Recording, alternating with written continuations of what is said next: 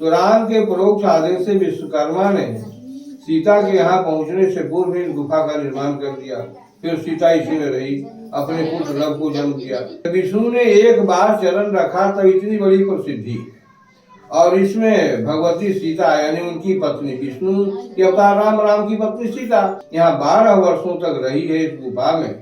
तो इस गुफा का कितना इम्पोर्टेंस है यूपी के लोग कि यहाँ कानपुर बिठूर के निकट सीता का निर्वासन हुआ है, लेकिन नहीं, वो तो अयोध्या के राज में पड़ता था।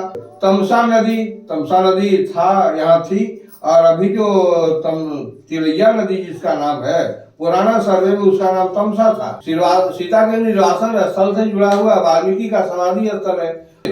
सीता की विदाई यहाँ हो गई, यहाँ तो अंतिम विदाई हो गई। सीता पाताल ही चली गई, इस धरती पर रही ही नहीं, इसीलिए इस अवसर पर यहाँ मेला लगता है। नमस्कार, मैं अशोक प्रियदर्शी।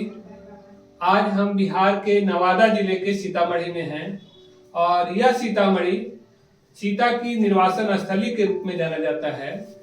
और आप लोग जो जानते होंगे उत्तर बिहार के सीतामढ़ी को, जो सीता की जन्मस्थली के रूप में है। हालांकि इस सीतामढ़ी के बारे में बहुत कम लोग जानते हैं और इसका समुचित विकास नहीं हो पाया है, लेकिन आज उन सब बातों पे चर्चा नहीं, क्योंकि सीतामढ़ी का निर्वासन स्थली क्यों है और कैसे है, इन सब चीजों को समझने के लिए पुराने पुजारी हैं यहाँ पे, जानकार हैं, तो हम इनसे समझने की कोशिश करते हैं कि आखिर यहाँ क्या कहानी है।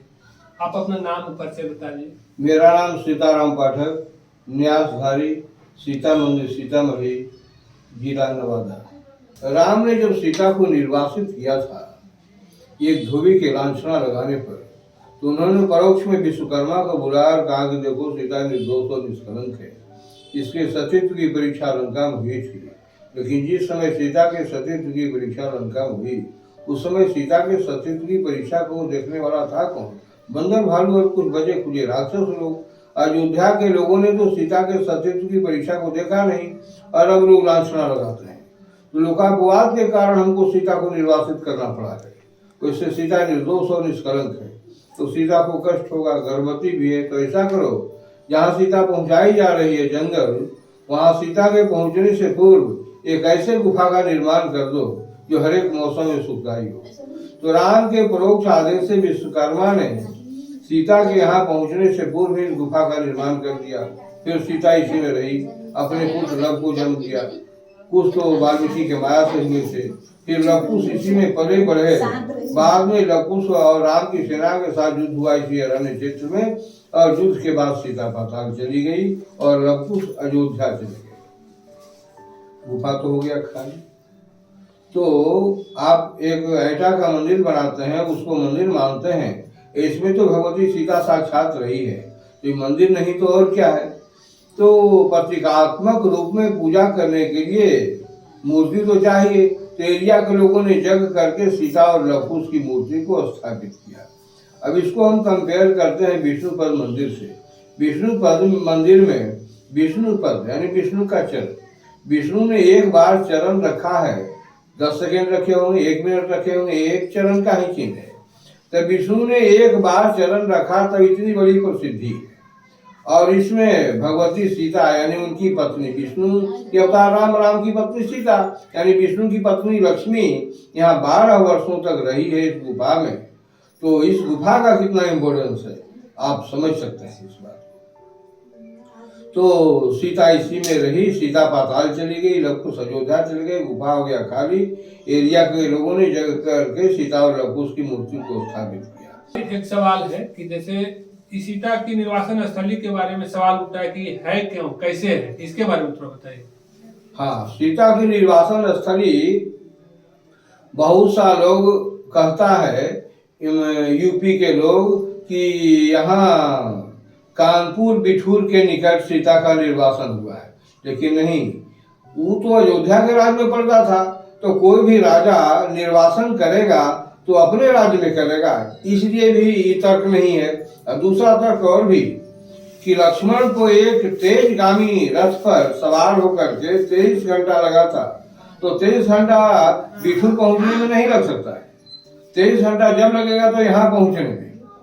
और तमसा तमसा नदी था यहाँ थी, और अभी जो तिलैया नदी जिसका नाम है, पुराना सर्वे में उसका नाम तमसा था, तमा के बाद उसका नाम थामा पड़ा स्वयं। सो इसी प्रकार से उसका नाम बदलते हुए अभी तिलैया नदी है। इसका पुराना सर्वे में तमसा नदी नाम है। तो एक तेजगामी रथ को यहाँ पहुंचने में 23 घंटा लगा था, तो 23 घंटा तो यहाँ पहुंचने में लगेगा, वहाँ बिठूर पहुंचने में नहीं लग सकता है। दूसरा तर्क ये भी है कि कोई भी राजा अपने राज्य में निर्वासन नहीं कर सकता है किसी का। तो सीता चूंकि निर्वासित हुई थी, तो अपने राज्य अयोध्या के राज्य में कैसे निर्वासन होगा। तो बिठूर जो अभी कानपुर के निकट बिठूर नाम का स्थान है, उसको लोग जो निवासन स्थल बता सकते हैं, तो बिठूर में नहीं हो सकता, क्योंकि अयोध्या का राज्य था वो। अच्छा, तो और यहाँ क्या क्या चीज है सीता के निर्वासन से जुड़ी हुई चीजें, थोड़ा उसके बारे में बताइए। सीता के निर्वासन स्थल से जुड़ा हुआ वाल्मीकि का समाधि स्थल है। वाल्मीकि के समाधि स्थल की महिमा अभी भी है कि जो टाल पानी से भरते, बीच टाल में वाल्मीकि का समाधि स्थल है। जो टाल पानी से भरते जाता है, त्यों वाल्मीकि का समाधि स्थल ऊपर उठते जाता है, कभी डूबता नहीं है। और राम ने सीता के रक्षार्थ, सीता जंगल में रहती थी, तो सीता के रक्षार्थ राम ने सिद्ध गणेश की मूर्ति को स्थापित किया था अष्टादश कमल पर। वो भी प्राकृतिक मूर्ति है, जो कि जरहिया के निकट है, शंकर बिघा नाम के स्थान में, यहाँ से लगभग 2 किलोमीटर दूरी पर है। तो सीता के रक्षार्थ राम यहाँ क्यों स्थापित किए थे। और क्या है यहाँ पे, लव कुश के बारे में बताइए। यहाँ पे युद्ध भी हुआ था शायद। हाँ, लव कुश का और राम की सेना के साथ जो युद्ध हुआ था, तो उसका चिन्ह है कि लव कुश ने राम के घोड़े को बांधा था एक वृक्ष में। तो कैसे अहिल्या पत्थर हुई थी, उसी प्रकार से वो वृक्ष पत्थर हो गया। देखने से साफ पता चलता है कि कोई वृक्ष का ही टूट है। कटघरा नाम का स्थान है। लवकुश ने हनुमान को और अंगद को बंदी बना लिया था, बांध लिया था, और उस स्थान पर रखा था जिस स्थान का नाम कटघरा, उसी समय से अच्छा, उसका पुरानी नाम कटघरा है। कटघरा था। कटघरा। अच्छा, हाँ। वहाँ पे क्या किया था।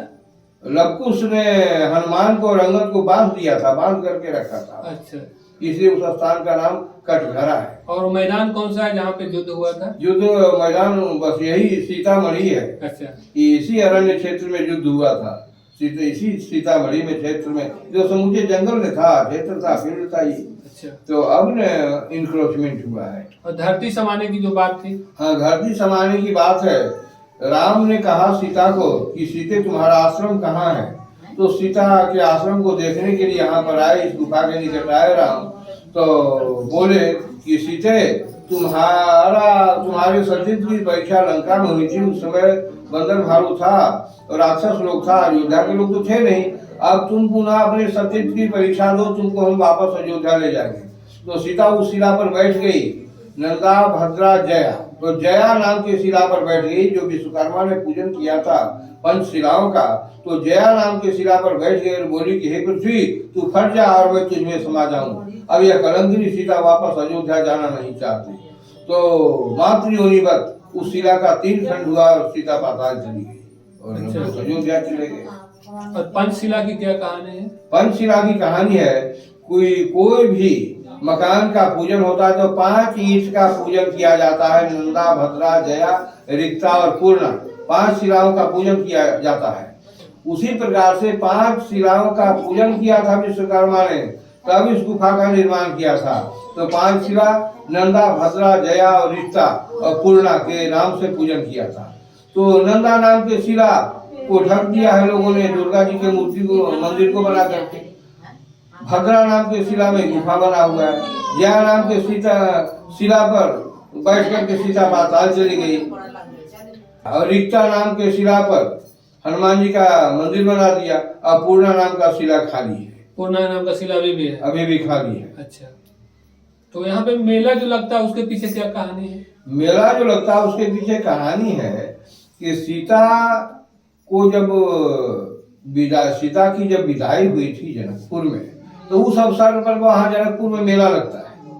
तो उसी प्रकार से सीता की विदाई यहाँ हो गई, यहाँ तो अंतिम विदाई हो गई। सीता पाताल ही चली गई, इस धरती पर रही ही नहीं। इसीलिए इस अवसर पर यहाँ मेला लगता है। सीता के विदाई के अवसर पर मेला लगता है। सीता चूंकि विदा हुई धरती पर थे, इसीलिए विदाई के अवसर पर मेला लगता है। अच्छा, और ये जो चट्टान बनाया हुआ वो उनके बनाया हुआ है जरा। अच्छा, स्वयं राम के परोक्ष आदेश से भगवान विश्वकर्मा ने इस गुफा का निर्माण किया था सीता के रहने के लिए।